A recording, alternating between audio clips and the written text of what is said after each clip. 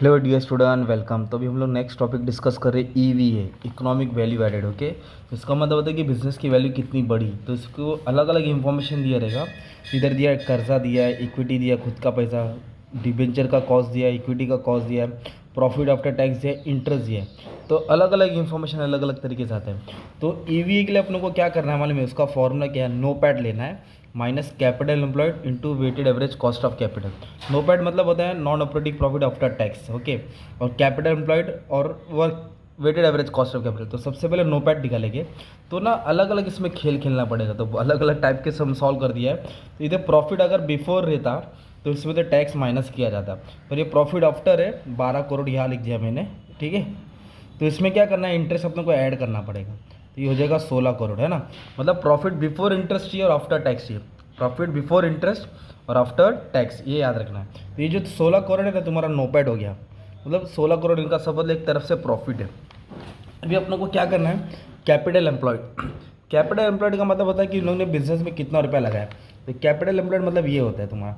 Equity मतलब खुद का पैसा, सेल्फ। और डेप बोले तो क्या होता है? बोरो, बोले तो कर्जा लिया।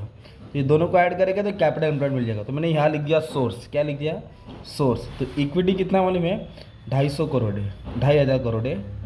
और डेप बोले तो कितना दिया? 25 करोड़ दिया।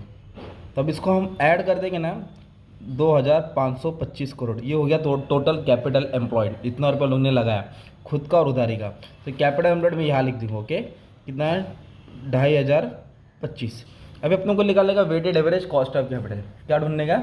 Weighted average cost of capital. तो उसके लिए सबसे पहले आपको प्रोपोर्शन निकालना पड़ेगा। प्रोपोर्शन को वेट बोलते हो। ओके, और वेट हमेशा तुम्हारा 1 आएगा। तो कैसे ही आएगा मालूम है क्या? हर अमाउंट को, हर सोर्स को इससे टोटल से डिवाइड करना है। मतलब ये 2500 है, इसको आप डिवाइड करेंगे 2525 से, तो आपको मिलेगा 0.99। ओके, तो मैं इसको 0.99 कंसिडर करूँगा। फिर इसको इससे डिवाइड करूँगा ना, 25 को किससे? 2525 से, तो मुझे मिलेगा 0.00, है ना।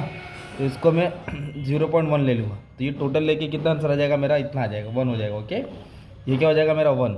अब इसको टोटल 1 ही होता है। और कॉस्ट अपने को दिया है, कॉस्ट ऑफ इक्विटी और कॉस्ट ऑफ डिबेंचर दिया है। क्योंकि अब अपने को डिबेंचर को चेंज करने की ज़रूरत नहीं है, क्योंकि टैक्स नहीं दिया ना, टैक्स रेट नहीं दिया। क्योंकि टैक्स रेट दिया रहता ना, तो आप लोग क्या करते हैं मालूम है? कॉस्ट ऑफ डिबेंचर निकालते हैं इंटरेस्ट रेट।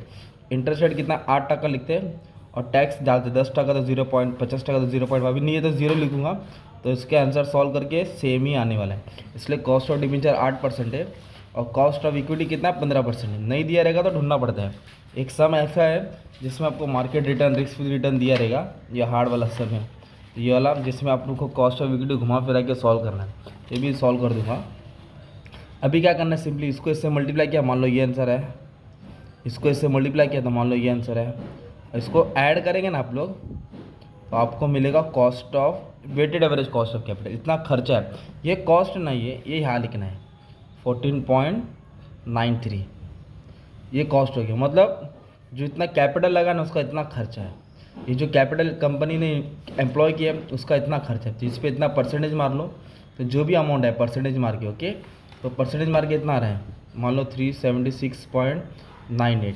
तो अब इसको जब सॉल्व करेंगे तो आंसर माइनस में आ रहा है, 306 समथिंग आ रहा है। तो ये माइनस का मतलब होता है कंपनी लॉस है, मतलब कंपनी पे अच्छा इम्पैक्ट नहीं पड़ रहा है, क्योंकि कंपनी के पास खुद का पैसा ज़्यादा है ना, तो उसका कॉस्ट ज़्यादा है, डिबेंचर कम है, तो थोड़ा बैलेंस में रहता, ये पॉजिटिव रहता, तो उसकी वैल्यू अच्छी ऐड होती। उल्टा ये सब करने से वैल्यू ऐड नहीं, घट गई है। तो नेगेटिव बैलेंस बोले तो अच्छा कंपनी का परफॉर्मेंस नहीं है, कंपनी एकदम स्लो है। ओके, वैसे आप ये वाला सम सॉल्व कर लेना। ओके, इसमें क्या दिया है? ये सेम टाइप का सम है, तुम्हारा हो जाएगा। एवरेज डेप्थ दिया है, इक्विटी दिया है, कॉस्ट ऑफ डिबेंचर पोस्ट दिया है। पोस्ट मतलब इसको सॉल्व करना पड़ेगा। ओके, पोस्ट मतलब सॉल्व करना पड़ेगा। इक्विटी दिया है, पोस्ट मतलब सॉल्व करके दिया है ना। और profit before tax before exception है, इंटरेस्ट दिया है। तो फॉर्मूला तो सेम है। ओके, तो अपने को क्या करना है? प्रॉफिट में इंटरेस्ट ऐड करना पड़ेगा, इसके लिए इधर आ गया। कैपिटल एम्प्लॉयड मतलब दोनों को ऐड करेंगे, टोटल इतना रुपया लगाया है, तो भी समझा। Weighted average cost of capital कैसे? ये कॉस्ट ऑफ डिबेंचर सेम लिखा, कॉस्ट ऑफ इक्विटी भी सेम लिखा दिया है, मल्टीप्लाई करके ये वाला कॉस्ट इधर लिखेंगे, परसेंट मार्क इधर आएगा, ये भी आंसर नेगेटिव है। तो इस तरह तुमको सम सॉल्व करना है। तो जो भी पैटर्न से फॉलो करना कर लो, इसका स्क्रीनशॉट लेके रख लो, ताकि तुमको समझ में आएगा कैसे क्या कर रहे हैं। और हार्ड वाला भी सम अपलोड कर दिया, अच्छे से पढ़ लेना। Thank you very much and all the best for exam.